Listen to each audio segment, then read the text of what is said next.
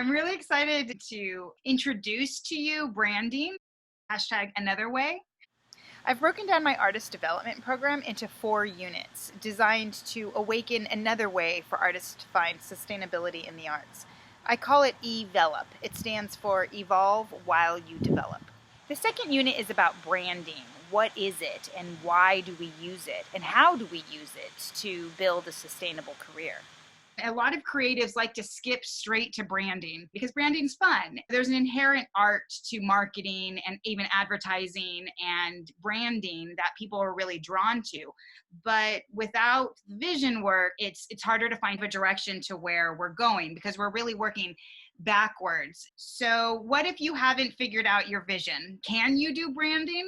Yes, sometimes it takes a really long time to get vision, and it doesn't mean you have to stay in that one step of development. It just means you got to pick one and keep going. And just like the Winston Churchill quote, if you're going through hell, keep going. Ego work is the hardest part. So we're going to plow forward here. Of course, development never ends. And also remember, there's always going to be another way. So you just got to dive in. And also, it's never too late. There's no such thing as too late because, of course, time is relative.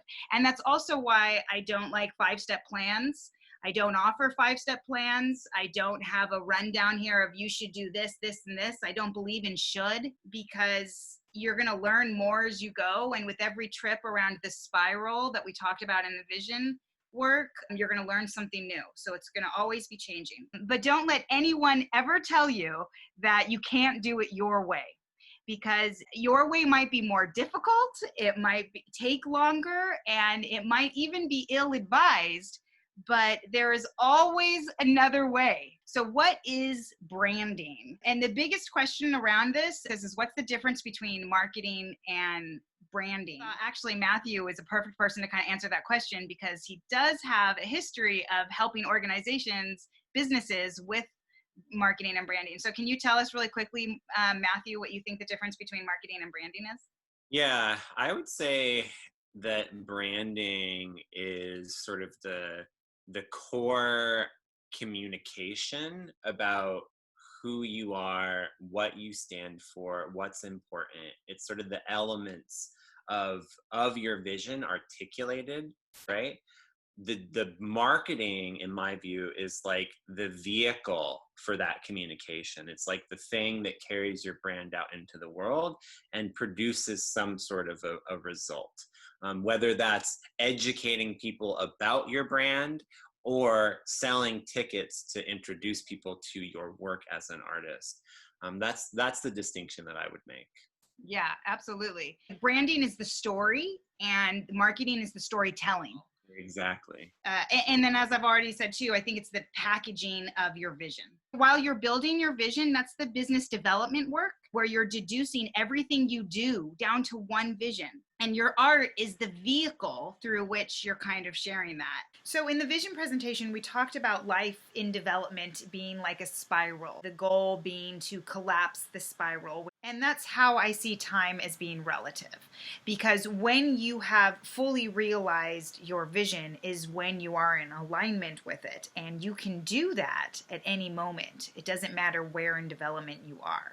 And sustainability is what happens when you align your art with your business. So I love this image here. If you think of your vision here in the middle, and the branding is the way we're packaging it here, and then the marketing is spreading it out into the world. Sustainable artistic development is a paradigm shift. Actually, I think that's the name of this image, is paradigm shift. It's when we start rejecting the existing systems of exploitation and we start recreating what it looks like for ourselves.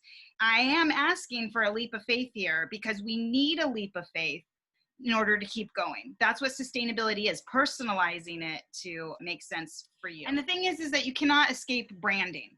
You're always leaving behind something everywhere you go. You're leaving behind an energy and your style. Hopefully it's your vision because you want to be building a following, or you want to be finding customers or building audiences. So my question to you is, well, who is controlling your messaging? Artists tend to give our power over to what I call an other, letting someone else make your most important business decisions for you. your messaging for you. I work with artists across disciplines. So whether it be a record label or a manager, an agent, or a venue owner, gallery owner, artists tend to give those decisions over to somebody else. So why not you? Why not own your own work and do it your way? Authenticity is what's going to lead to sustainability. So here's an example. Eddie Marshall is a singer-songwriter. He was one of my clients. This is his website. So his vision, in a nutshell, is music in moments here. So if we go to his bio, he says here, I write about the moments that tell stories in an instant, ... The untouched streaming mug between a couple at a table, the bartender refreshing his email at every gap in service, the rain in a man's combed hair as he enters a restaurant and looks around the room. So immediately we're getting a feel, we're getting the vibe. He's painting a picture, a story for us. And then when we go back to his homepage here, you can literally see his music in these kind of moments. So each individual picture corresponds to a single song, but together they tell a story. I think he kind of nailed the branding storytelling here on his website. This is what I mean about you're leaving something behind, whether you mean to or not. Even the picture in the background is kind of messy. And if you know Eddie, his energy is a little kind of messy and gentle, and it's just perfect. So when I go to this website, I immediately get the feel for that. Aha. The dirty word, money. Our branding is about money, whether we like it or not, unfortunately, because money is energy. If you want to know how to brand without spending money, you don't. And that's okay. There is another way. The other way is keeping it as your hobby. If you want to make it into a career, there's money involved. So if you want to own your work and control your messaging, you need to invest in yourself. Because P.S., that's what these others are doing, right? Like the record labels, the producers, managers, agents, venues, ... They're the ones traditionally doing the investing. So I'm suggesting we do that ourselves, because money is a huge part of artist development, and it's overcoming this lack mindset. Being a starving artist it's part of what I call the artist mentality, which again is across discipline. We somehow feel guilty when we are making money from our art. There's this disconnect in our society that tells us that artists are not equal to technicians or engineers or government officials even, when we know in our hearts that art is equally important to the iPhone that we hold in our hands. So since money is energy, it's just, where are you directing that energy? You get to choose what kind of world you want to live in. Time is money, and you're spending time on your art. That's if you want to develop into a sustainable artist. And guess what? Development never ends. It's not about spending a little bit of money here, or once I save this, then I'm done. Or once I spend the money on this, then the money part is over. Nope, time is relative, and it never ends. So it's helpful to get your mind into the game now that you're going to be spending money. If you want to live your vision, money is a part of that. In theater, they say allow a third of your budget to go to marketing. A third. You could have the best art in the world, but what is the point if no one sees it? The purpose of branding is to attach your messaging, your vision, to the energy that you leave behind. You're doing that as you evolve, right? So if you don't want to share your art, this sounds too uncomfortable for you, then maybe art is just your hobby. That sustainable part comes when you start getting into this flow of money. Otherwise, you're just going to be spending money. And that's part of the reason why you want to do the vision work first, and you want to understand branding so that you're not just spending money, it's all focused. And this is really hard for a lot of people. And if you don't think it's hard for you and you're an artist, it probably is. You just haven't gotten to that part yet. So I recommend loving money, understanding money, owning your money, and spending it on you, because you're leaving behind a brand whether you want to or not.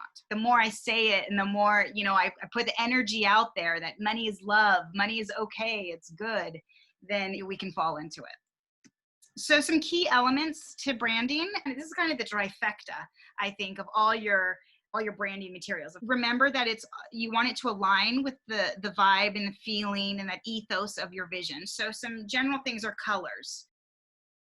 in the fashion industry, you're a winter, spring, summer, or fall, and there's different colors that fall into each one of those. So which one is your authentic self, right? Which colors do you personally feel drawn towards?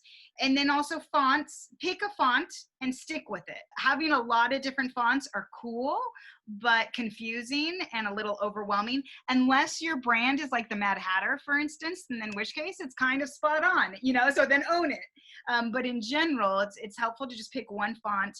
And then, of course, your images should always, align with your vision.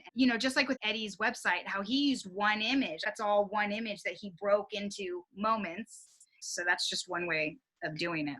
Consistency is everything in branding, especially when you're unknown. It takes that consistency for people to be able to connect your product to you. In marketing, they say it takes, I've heard, anywhere from 7 to 12 impressions before people will actually spend money on what it is you're trying to sell or to remember you. It has to be consistent in order for them to connect the dots. And that's why you want to attach them to your authentic self. And of course, you're telling a story. I like hashtags because the power of a hashtag is you're putting your brand onto the words. So the words "another way" have been used by a lot of people. It's a common thing to say, oh, there's another way. But when I say hashtag another way, I'm letting the world know I mean it a certain way. I mean it my way. I'm putting my brand on it. That's the importance and the power of hashtags. Through socials, you're creating a story. And I love that image because what gets left behind, right? We're talking about what you're leaving behind. Well, your socials are going back. People who are newly discovering you can scroll through your social and learn about you. And there is a story to be told. If you started your social in high school and you scroll down, you see a bunch of high school pictures, that's not necessarily terrible, because if your vision and your brand is attached to your authentic self, well, that was you. But if you have some, photos in there that do not align with, for whatever reason, with your vision, then when you're cleaning up your socials, you might want to get rid of some of those. Always look back, because the people who are new to you are going to scroll through to learn about you. And then actions, of course. What you do and what you say matter. And that's why it helps to align with your authentic self. So then you don't have to worry about it. You don't have to remember that, oh, this is what I think on that subject, and this is where I stand here. You can just be free to talk about it. So let's play Name That Brand. And the first example is, I want you guys to tell me what you think his brand is. Johnny Depp? Yep, Johnny Depp, the one and only. Problematic, is that what you said? Okay. He's like the bad boy artist in my book. Yes, totally. I have dark, brooding, and mysterious. We kind of know what, if they say Johnny Depp is in it, we kind of have a feel that it's going to be a wild movie, or whatever. We just have a feel. That's one that's more of a feel, a vibe, an ethos than it is words. Like, I don't know if he has a clearly articulated vision, but his brand has been formulated out of what he is. The next example, if I say Black female empowerment and she is a singer, who do you think I'm talking about? Beyonce? Yes, exactly. Good. Spiritual content for the soul, or spiritual entertainment. It's a woman. We see her mostly on TV. She was one of the early adopters of this whole idea of talking about spiritual subjects. Oprah? Yes, Oprah. There you go. Oh, She was really smart too, because in the beginning of her career, she was a talk show host, and she knew that spiritual topics were kind of taboo, so she never called herself spiritual, but she was definitely going in that direction. And then we all know her today. In my mind, I directly connect her with spiritual, but that's not a word she's ever used because of her beginnings. So this next example is a company called Toast Ale. And what I like about this example is that their brand is not about the beer or the product itself. It's about, there's 3 parts to their vision. They make their product with surplus bread to decrease their environmental imprint. They donate their profits to charities to fix the food system, and they promote a dialogue and messaging around saving the planet. Their brand is so strong. In a crowded field like beer, it really makes them stand out. And I correlate that to the arts, because our vision, our brand is about more than what we actually do. So like Eddie's vision is moments. It's about this feeling, this ethos, which is bigger than his music. So if he was to do something else, as long as he still had this idea of the moments thing, you know, it still kind of fits in. Okay, who knows who this is? You can't see his face because having no identity is his brand. What's his name? Starts with a B. Yeah, I know who you're talking about. Yeah, he's the one that he puts everything on everything. Oh yeah, somebody said it. Banksy. Yes, Thank you. Yes, exactly. And so his whole kind of brand, his idea is that he speaks for the common people. It would defeat the purpose. It would undermine his work if he showed his face. So to this day, nobody's seen his face, supposedly. Becoming. This is Michelle Obama. Her brand is authenticity itself. She empowers your inner authentic voice. And it's just a beautiful brand, I think, that she's kind of created out of just being herself. So this artist is known for his movies. He's a director. He does lavish, over-the-top, heightened reality films such as Moulin Rouge, The Great Gatsby, The Get Down, which was on Netflix, and Romeo and Juliet. Baz Luhrmann.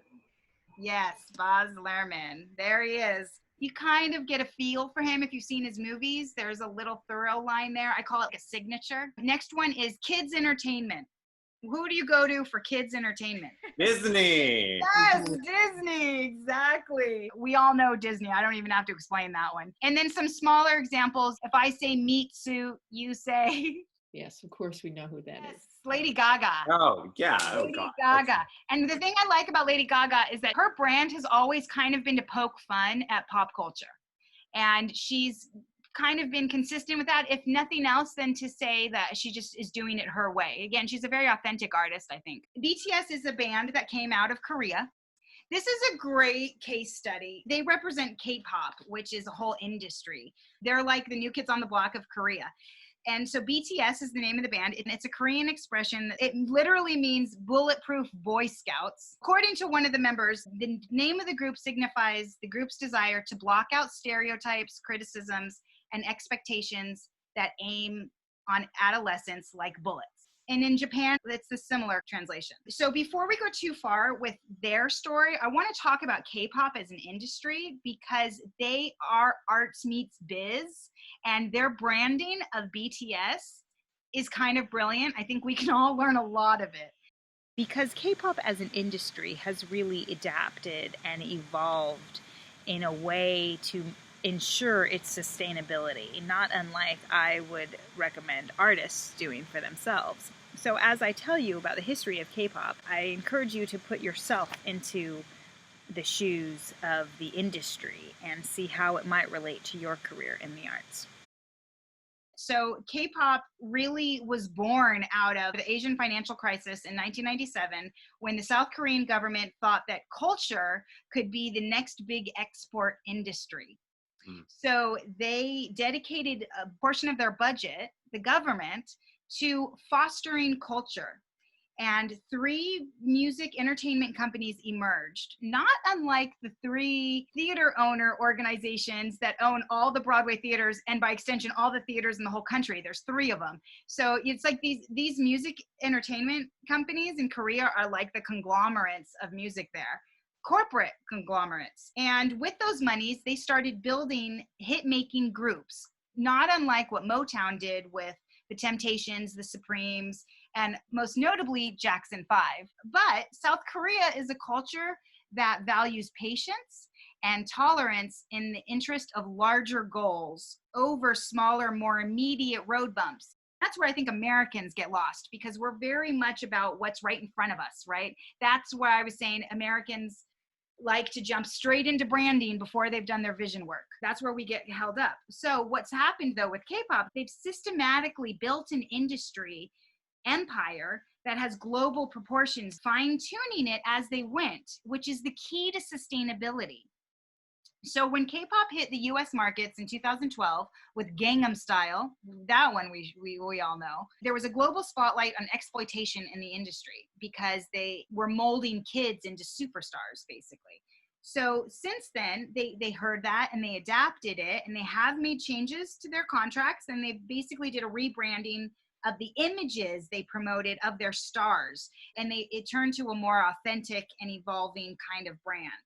So enter BTS with their debut single in 2013, which was 1 year after Gangnam Style. So they had 1 year to learn the lessons from the first release, if you will. So in 2017, when BTS hit America, they did a rebrand so that it would be more American, basically.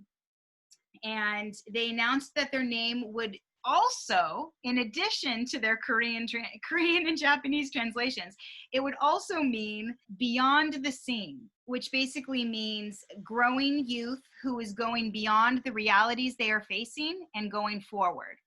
So here's what the things that their fans like about them. They have a social presence and engagement that is super authentic. They feel like they're friends with them.